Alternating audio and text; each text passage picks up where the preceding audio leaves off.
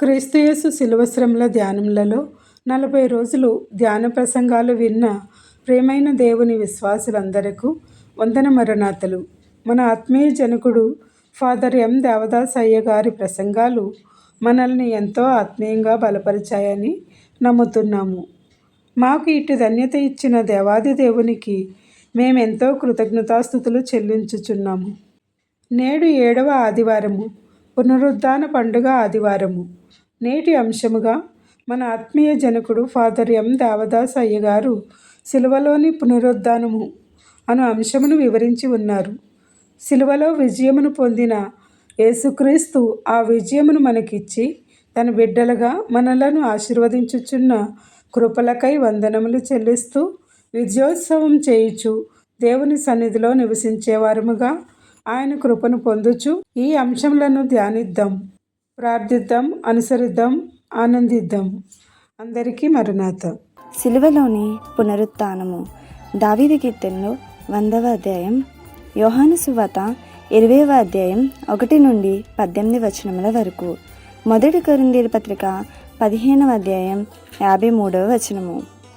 దావీదు కీర్తనలు 100వ అధ్యాయం. సమస్త దేశములారా యెహోవాకు ఉత్సాహధ్వని చేయుడి, సంతోషంతో యెహోవాను సేవించుడి, ఉత్సాహగానము చేయుచు ఆయన సన్నిధికి రండి. యెహోవా దేవుడని తెలుసుకొనుడి, ఆయనే మనల్ని పుట్టించెను, మనము ఆయన వారము, మనము ఆయన ప్రజలము, ఆయన మేపు గొర్రెలము. కృతజ్ఞతార్పణలు చెల్లించుచు ఆయన గుమ్మములలో ప్రవేశించుడి, కీర్తనలు పాడుచు ఆయన ఆవరణలలో ప్రవేశించుడి. ఆయనను స్తుతించుడి, ఆయన నామమును కనపరచుడి. యెహోవా దయాళుడు, ఆయన కృప నిత్యముండును, ఆయన సత్యము తరతరములు నుండును. ఆమేన్. యోహాను సువార్త 20వ అధ్యాయం 1 నుంచి 18 వచనముల వరకు. ఆదివారం ఇంకను చీకటిగా ఉన్నప్పుడు మగ్దలేని మరియ పెంతలగడ సమాధి యొద్దకు వచ్చి సమాధి మీద ఉండిన రాయి తీయబడి ఉంట చూచెను. గనుక ఆమె పరిగెత్తుకుని సీమోను పేతురుని వద్దకును, యేసు ప్రేమించిన ఆ మరి యొక్క శిష్యుని వద్దకును వచ్చి ప్రభువును సమాధిలో నుండి ఎత్తుకుని పోయిరి, ఆయన ఎక్కడ ఉంచిరో ఎరుగుమని చెప్పెను. కాబట్టి పేతురును ఆ శిష్యుడును బయలుదేరి సమాధి వద్దకు వచ్చిరి. వారిద్దరును కూడి పరిగెత్తుచుండగా ఆ శిష్యుడు పేతురు కంటే త్వరగా పరిగెత్తి ముందుగా సమాధి వద్దకు వచ్చి వంగి నారబట్టలు పడి ఉండుట చూచెను. గాని అతడు సమాధిలో ప్రవేశింపలేదు. అంతటా సీమోను పేతురు అతని వెంబడి వచ్చి సమాధిలో ప్రవేశించి నారబట్టలు పడి ఉండుటయు, ఆయన తల రుమాలు నారబట్టల యొద్ద ఉండక వేరుగా ఒక చోట చుట్టుపెట్టి ఉండుటయు చూచెను. అప్పుడు మొదట సమాధి వద్దకు వచ్చిన ఆ శిష్యుడు లోపలికి పోయి చూచి నమ్మెను. ఆయన మృతులో నుండి లేచుట అగస్యమను లేఖనము వారింకనూ గ్రహింపరేరి. అంతటా శిష్యులు తిరిగి తమ వారి వద్దకు వెళ్ళిపోయిరి. అయితే మరియ సమాధి బయట నిలిచి ఏడ్చుచుండెను. ఆమె ఏడ్చుచు సమాధిలో వంగి చూడగా తెల్లని వస్త్రములు ధరించిన 2 దేవదూతలు యేసు దేహం ఉంచబడిన స్థలములో తలవైపున ఒకడును కాళ్ల వైపున ఒకడును కూర్చుండుట కనబడెను. వారమ్మ, ఎందుకు ఏడ్చుచున్నావని ఆమెను అడుగగా, ఆమె, నా ప్రభువును ఎవరో ఎత్తుకుని పోయిరి, ఆయనను ఎక్కడ ఉంచిరో నాకు తెలియదని చెప్పాను. ఆమె ఈ మాట చెప్పి వెనుక తట్టు తిరిగి యేసు నిలిచుండుట చూచెను గాని ఆమె యేసు అని గుర్తుపట్టలేదు. యేసమ్మా, ఎందుకు ఏడ్చుచున్నావు, ఎవరిని వెతుకుచున్నావు అని ఆమెను అడుగక, ఆమె ఆయన తోటమాలి అనుకున్న, అయ్యా, నీవు ఆయనను మోసుకుని పోయినడలా ఆయనను ఎక్కడ ఉంచుతావో నాతో చెప్పుము, నేను ఆయనను ఎత్తుకుని పోయేదునని చెప్పాను. యేసు ఆమెను చూచి మరియా అని పిలిచాను. ఆమె ఆయన వైపు తిరిగి ఆయనను హెబ్రీ భాషతో రబ్బూని అని పిలిచాను. ఆ మాటకు బోధకుడని అర్థం. యేసు ఆమెతో, నేను ఇంకను తండ్రి వద్దకు ఎక్కిపోలేదు, గనుక నన్ను ముట్టుకొనవద్దు. అయితే నా సహోదరుల వద్దకు వెళ్ళి నా తండ్రియు మీ తండ్రియు, నా దేవుడను మీ దేవుడనైన వాని వద్దకు ఎక్కిపోచున్నానని వారితో చెప్పమనను. మగ్దలేని మరియ వచ్చి, నేను ప్రభువును చూచితిని, ఆయన నాతో ఈ మాటలు చెప్పినని శిష్యులకు తెలియజేశాను. ఆమేన్. 1 కొరింథీ 15:53. క్షయమైన నీ శరీరము అక్షయతను ధరించుకునవలసి ఉన్నది, మత్స్యమైన నీ శరీరము అమత్యతను ధరించుకొనవలసి ఉన్నది. ఆమేన్. ప్రార్థన. తండ్రి, నా నిమిత్తమై నీకు వచ్చిన శ్రమలన్నిటినీ సహించి భరించి జయించి లేచిన ప్రభువా, నీకు వందనములు. నీ పునరుత్థానము అన్నిటిపైన నీవు పొందిన విజయమై ఉన్నది గనుక అన్ని జయముల కంటే అది గొప్ప జయమై ఉన్నది. మా నిమిత్తమై నీవు చేసిన పనికి ఎదురు ఏది నిలువనేరదని రుజువు చేసిన తండ్రి, అట్టి నీ అనంత జయము మాకును అందించుటకు నీ వాక్య వర్తమానం ఇమ్మని సమస్తమును జయించిన యేసునామమున వందించుచున్నాము. ఆమేన్. ఇప్పుడు పునరుత్థాన చరిత్రలోనికి వచ్చినాము. 40 దినముల శ్రమలో ఇటు అటు తిరిగినాము. ఇప్పుడు పునరుత్థాన చరిత్రలోనికి వచ్చినాము గనుక పునరుత్థాన చరిత్ర వినవలసి ఉన్నాము. ఆ తరువాతి చరిత్రను సంచార చరిత్రగా భావించుకొనవచ్చును. సంచార చరిత్ర 2 భాగములు.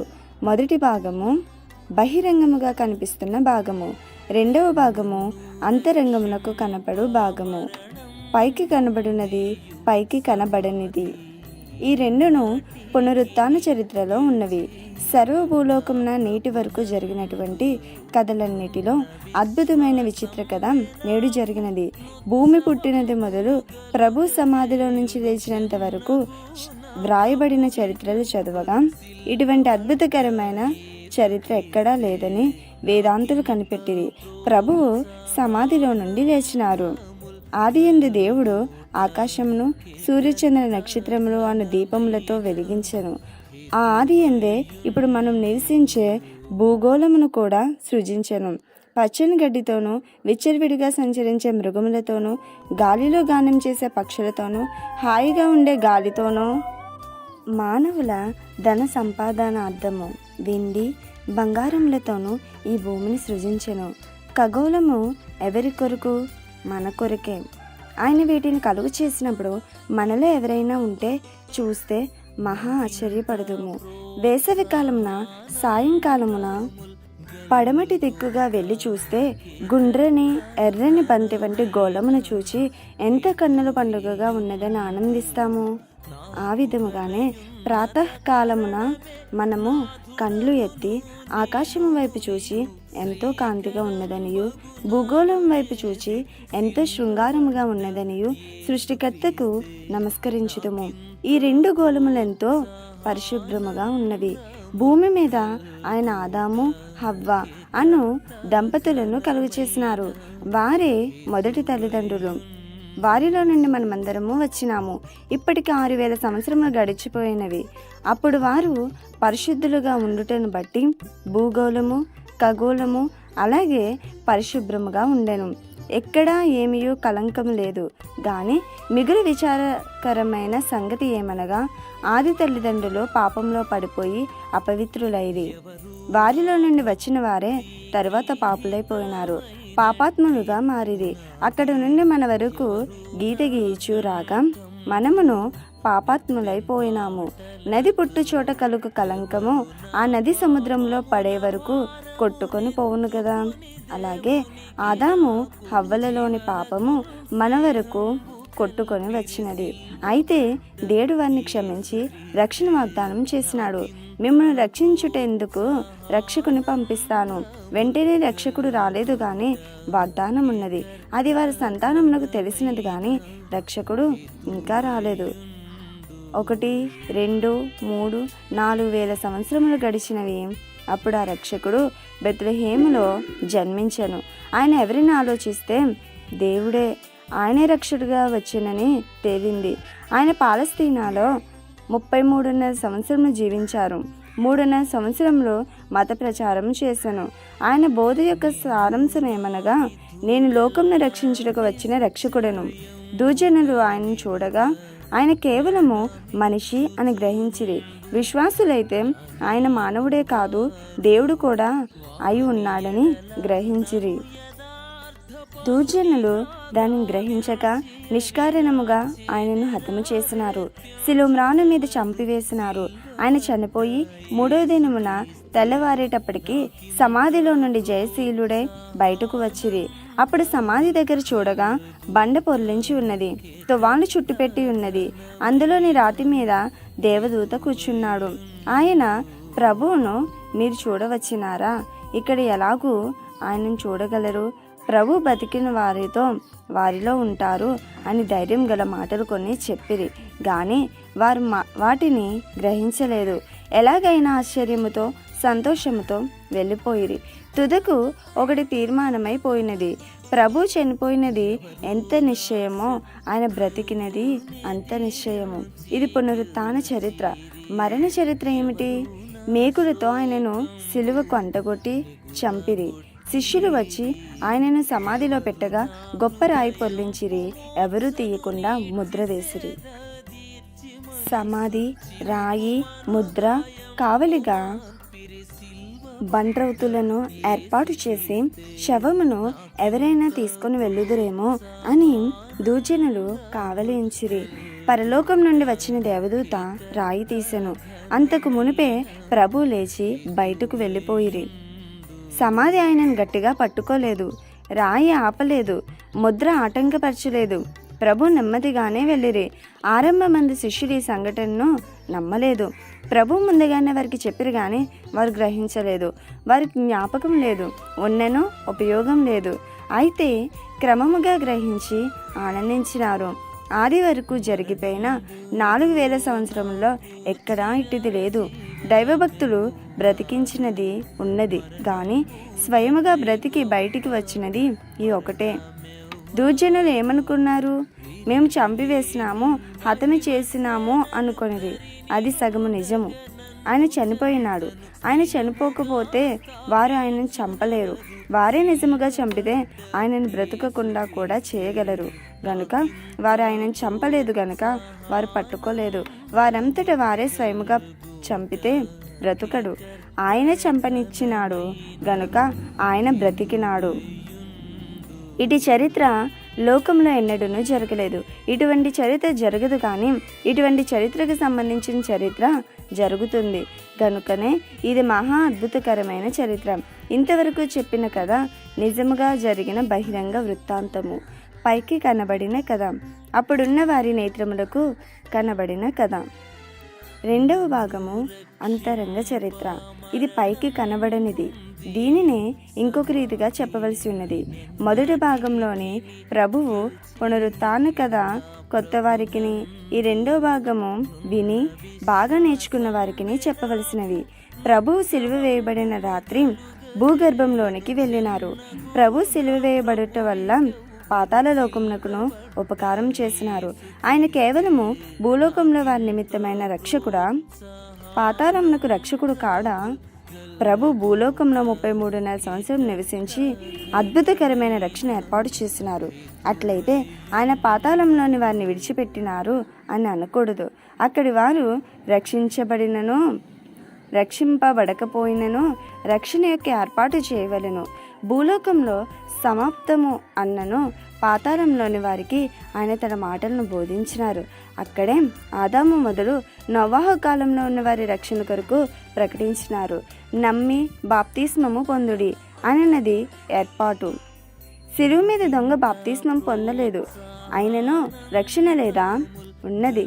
నమ్ముట, బాప్తిస్మము, రక్షణ పొందుట ఇది క్రమం, ఏర్పాటు. దొంగ నమ్మినంత మాత్రమున రక్షణ పొందెను. రెండవ కథ. నేను గాలిలో ఒక పటం వేస్తున్నాను, ఊహా పటము. ఆ పటము మీద గీత గీస్తున్నాను. క్రింద నుండి పైకి ఒక గీత గీస్తున్నాను. ప్రభు బెత్లెహేంలో జన్మించిన జన్మకాలం మొదలు చనిపోయిన శిలువ కాలం వరకు ఒక నిలువు గీత వేయుచున్నాను. జన్మము ఆరంభకాలము, మరణము అంత్యకాలము. జన్మకాలము, మరణకాలము రెండు కాలములు. అక్కడ ఏమి కనబడుచున్నది? ఆయన బోధించినట్లు, శ్రమ పడినట్లు, సిలువ ఎక్కినట్లు, మరణం పొందినట్లు ఇంకా అనేక కథలున్నవి. 3 కథలతో వివరించినారు. ఇవన్నీ బోధ కథ, శ్రమ కథ, మరణ కథ. ఈ గీతకు 3 జానలు దిగువగా అడ్డు గీత గీయవలెను. దాని పేరు మరణము, భూస్థాపన, రాయి, ముద్ర, కావలి, నరకము. ఇవి ఆ గీతపై వ్రాయవలెను. ఆ గీతకు సమానముగా సైతాను, అపవాది అతని సైన్యములు, పిశాచములు, అతని రాజ్యము, అంధకార రాజ్యము. ఇది అంతరంగ చరిత్ర. ప్రభు జన్మం మొదలు యవ్వన కాలం నుండి మరణకాలం వరకు ఆయనను పీడించేవి కొన్ని ఉన్నవి. మానవులందరినీ 4000 సంవత్సరముల్లో ఏమి పీడించుచున్నవో అవన్నీ ప్రభు జీవిత చరిత్రలో కూడా ఆయనకు పీడగా ఉన్నవి. రకరకములైన పాపములు 10 ఆజ్ఞల ప్రకారముగా చూస్తే ఎన్ని పాపములున్నవో అన్ని పాపములు ఆయన మీద పడేను. మానవుల పాప జాబితా తయారు చేస్తే చాలా పొడుగుగా ఉన్నది. దేవుని ఎరుగకుండుట, కోపించుట, పెద్దలను మర్యాద చేయకపోవుట, తిట్టుట, వ్యభిచార దోషము, దేవుడు దయ్యము, దూత, ఎవరూ లేరు అని నాస్తికత్వ బోధన ప్రకటించుట, ఇవి ప్రభువును కూడా పీడించుటకు వెంటబడినవి. ఎందుచేత ఆయన మానవులను రక్షించుటకు బయలుదేరినాడు గనుక. కాబట్టి ముందు ఆయనను పడగొట్టితే మానవులను ఎలాగూ రక్షించగలడని ఇవన్నీ ఆయనను పడగొట్ట ప్రయత్నించెను. కాదు, అన్ని పాపంలో ఆయనను వెంబడించినవి. కాగడ దీపం చుట్టూ పురుగులు ఆవరించినట్లు ఆయనను ఆవరించినవి. హెబ్రీలో పౌలు తేటగా వ్రాస్తున్నారు, మనవలే ఆయన అన్ని విషయంలో శోధింపబడెను.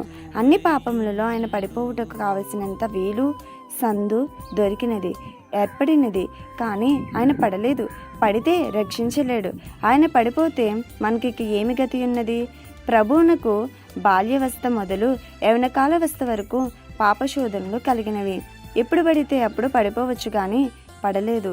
ఆఖరి మెట్టులో వధ్యస్తంభం ఎక్కి మరణమాయను. అప్పుడు దోజనులు సంతోషించిరి. ఆయన పని అయిపోయింది అనుకున్నారు. ఆయన ఇతరులను రక్షించినాడు, కానీ తన్ను రక్షించుకొనలేదని దోజనులు సంతోషించిరి. ఈ ప్రక్కనున్నవారు కూడా అదే తలంపుతో ఉన్నారు. సైతాను తలంపు కూడా అదే. అంధకార రాజ్యంలోని వారికి అదే తలంపు. మానవుని చరిత్ర అయిపోయింది. అదే మానవునికి, దయ్యానికి తెలుసు. భూస్థాపన చరిత్ర, రాయి వేసిన చరిత్ర, ముద్ర వేసిన చరిత్ర, కావలి చరిత్ర తెలుసును, కానీ ఆ తరువాత చరిత్ర వారికి తెలియదు. ఇక ఆయన ఏమి చేయలేడని తలంచిరి. కానీ ఆయన లేచినాడు. జన్మకాలం మొదలు మరణ నిమిషం వరకు జయము. పాపం ఆకర్షించినా ఆయన పడలేదు, జయించినాడు. ఒక్కొక్కటి జయించినాడు, కానీ పడలేదు. అన్ని విధములా ప్రయత్నించినను పడలేదు గనుక జన్మకాలం మొదలు మరణకాలం వరకు ఆయనకే జయము, పునరుత్థానము. ఇది ఒక ఋతువు. ఆయన జయం పొందినాడు, పడలేదు.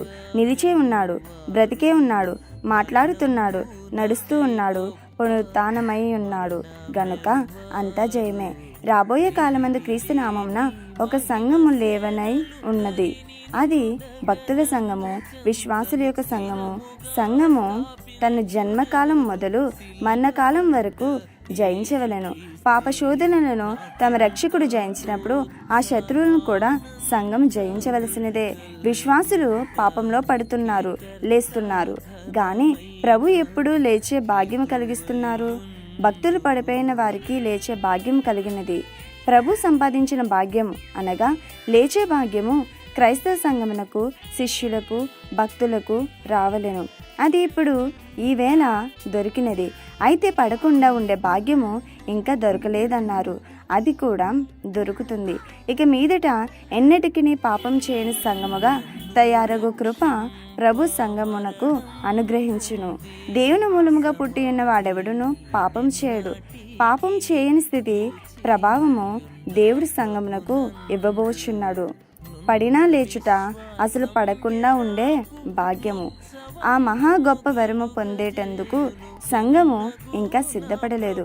అది తప్పక వస్తుంది. ఆయన జన్మకాలం మొదలు మరణకాలం వరకు నిలువ గీతతో ముగించిరి. ఆయన బ్రతికి ఉన్నప్పుడు వీటిని జయించినారు. పాపశోధనలు. ఆయన తన జీవితకాలంలో పాపములను జయించినాడు. ఇప్పుడు వేటిని జయించవలెను? ఈ 6 జయించవలెను.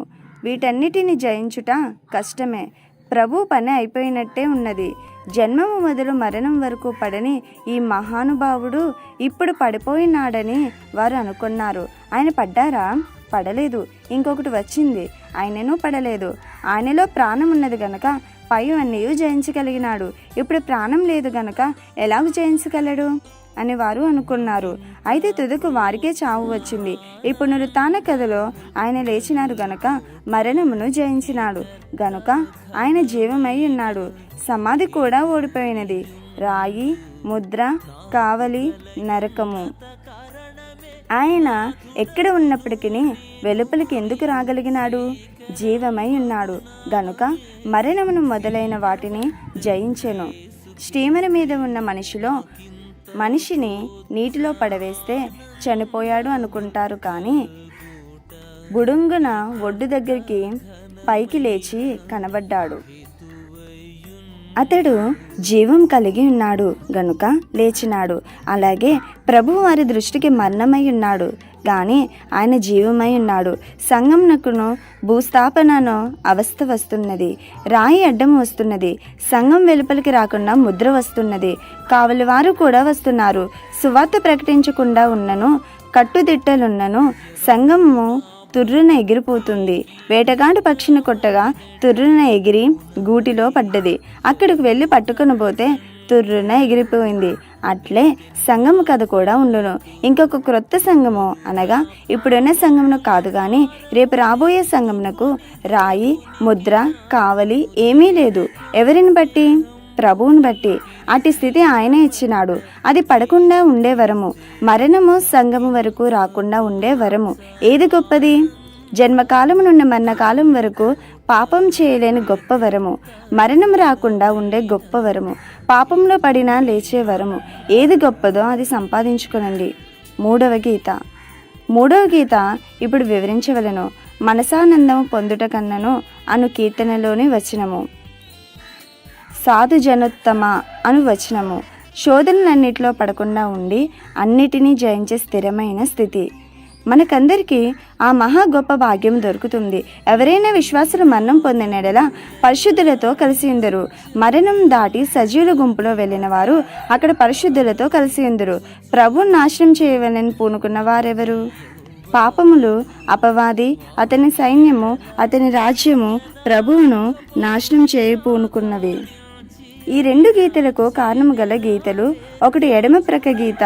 ఎడమ ప్రక్క గీతలోని అపవాది, దయ్యము, అంధకారము లేకపోతే ప్రభువుకు ఈ అవస్థలు లేకపోవును. ఈ అవస్థలు సంఘమునకు కూడా ఉన్నవి. సంఘం ఉన్నంత వరకు పాపశోధనలే. సంఘం మృతి అయిన పిమ్మట అనగా లోకంను జయించిన పిదప రెండవ గీతలోనివి వచ్చును. సంఘము నాశనమునకు పూనుకున్న వారైన అపవాది, పాపములు ఓడిపోయినవి. మరణావస్థలు ఓడిపోయినవి. ఎడమ ప్రక్కనున్న అపవాది ఓడిపోయింది. 3 గీతల వారు ఓడిపోయిరి. సైతాన్ ఇక లాభం లేదనుకున్నాడు. ఆయన లేచిన తర్వాత ఇక ఆయనను శోధించలేడు. జన్మకాలవస్థలు, మరణావస్థలు, సైతానవస్థలు అనేవి ఇక ఆయనను శోధించవు. వాటికి ఆ వీలు లేదు. ఏమీ చేయతగవు. పౌర్ణమి నాడు మతాబి వెలుగు వలె వెన్నెల కాస్తున్నప్పుడు కాళ్ళలో ఎన్ని ముళ్ళు గుచ్చుకొనెనో వేటగాడు వెళ్ళి పులికి మాటొగ్గినప్పుడు వెన్నెలకు ఎన్ని దెబ్బలు తగిలినవి? వెన్నెలకి ఏమీ కాదు కదా. అట్లే అపవాది ఇక ప్రభువుని శోధించడు. ఎందుచేత? ఆయన మహిమలోకి వెళ్ళిపోయినాడు గనుక ఇక ఎవరూ శోధించరు. వాడివన్నీ ఓడిపోయినవి. రేపు సైతాను, దయ్యము, అంధకారము మనల్ని ఏమీ చేయలేవు. దగ్గరకు వచ్చినా ఏమీ చేయలేవు. 3 గీతల పొడుగున నడిచి వెళ్ళిపోతాము. ఏమీ చేయలేవు. తుదకు ఏ వరుస వచ్చింది? సిలువ వరుస వచ్చింది. ఆ నిలువు గీత, అడ్డగీత కలిసి సిలువ అయింది. ప్రభు సిలువను జయించిరి. శుక్రవారము సిలువ మీద ఉన్నారు. ఆదివారము సిలువను జయించారు. సిలువ ఆయనను జయించగలదా? లేదు. సంఘం సిలువను జయించగలదా? జయించగలదు. గనుక ఆదివారము సిలువ గొప్పదా? సంఘము ఆయన పొందిన జయము గొప్పదా? ఇంకొక సిలువ ఉన్నది. కల్వరి కొండ మీద ఉన్న సిలువ కంటే ఇంకొక సిలువ ఉన్నది. అదేదనగా ఇప్పుడు అందరికీ బోధనానందము కలిగినది. అలాగే ధ్యానానందము కలుగవలెను. అందరికీ ఈస్టర్ సలాం. కల్వరి కొండ మీద కన్నీరు కాచిన మనము ఆదివారమందు ఆనందించుదము, ఆనంద బాష్పములు రాల్చుదము. అదే గొప్ప ఈస్టరు. ఎప్పుడు? ప్రభు రెండో మారు వచ్చినప్పుడు జరుగును. పునరుత్థానములు 2 రకములైన పునరుత్థానములు. అవి ఒకటి ప్రభు పునరుత్థానము, మరి ఒకటి సంఘ పునరుత్థానము. జయించిన వాడు వ్రాస్తే తాను పొందిన జయమును గూర్చియే వ్రాస్తాడు. జయించిన వాడు ఏమీ వ్రాయలేడు. అట్టి జయ జీవితము పునరుత్థానుడైన ప్రభువు మీకు దయచేయును గాక. ఆమేన్. ఇంతవరకు దేవదాస్ అయ్య గారి శిలువ ప్రసంగం విన్న దేవుని విశ్వాసులందరికీ మరణాత. ఈరోజు శిలువ పాఠంలో ఆయన పాడించిన పాటను విందాం. మరణంబులో నాకు చిరజీవమెవ్వారు, మరణంబునకై గొప్ప మరణమెవ్వారు. విరివిలేని మహిమ సేనలు ధరిని నుండగ నన్ను చెంతను స్థిరముగా స్థాపించునెవరు? సిల్వబడ్డ యేసుక్రీస్తే. నాకింత ప్రోత్సాహానందముల్ గల్గుటకే కర్త ఘనమైన హేతువయ్యు